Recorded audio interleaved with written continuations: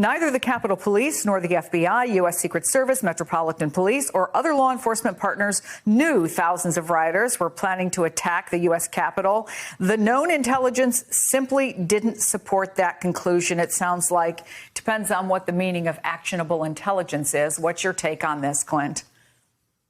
This is exactly what I know my research team, many others, thought was going to happen at some point. This was starting all the way back at Election Day. We saw QAnon supporters showing up in Philadelphia armed with weapons. I mean, it was logical to think this would happen. It was quite a buildup. It was openly available on social media for many people to see.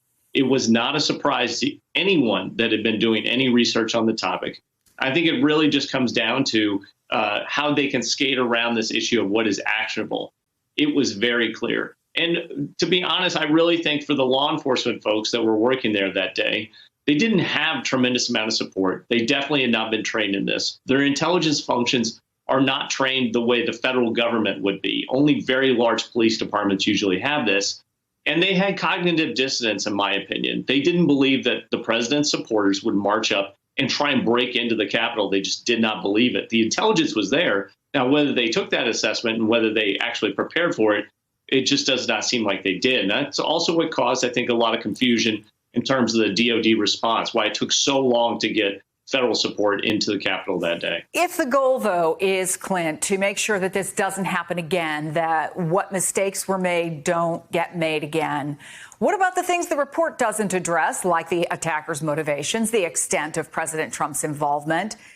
How important is it to get to the bottom of those details?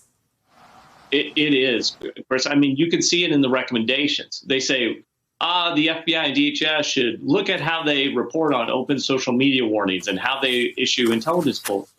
I can tell you, in the federal government, this is like walking on eggshells. No one wants the beat of talking about domestic extremism or mobilizations. Look back to, I think it was 2009, DHS put out a report, which was about former U.S. military people may be radicalized to join militia groups or do domestic extremism. That was met from Capitol Hill with extreme resentment and was essentially pushed back on the department. They had to retract it. That's been a consistent beat if you're in the federal government, that if you're reporting about activities of Americans, if you're talking about domestic extremism, what we already saw just with this intelligence community bulletin just in the last couple of months is people pushing back from Capitol Hill saying, why are you reporting on what Americans are doing? And just imagine if they had done an intelligence report on this day, that a bulletin, the way that the memorandum is saying today, and sent it out around the government that said, President Trump's supporters are talking about the following on social media. That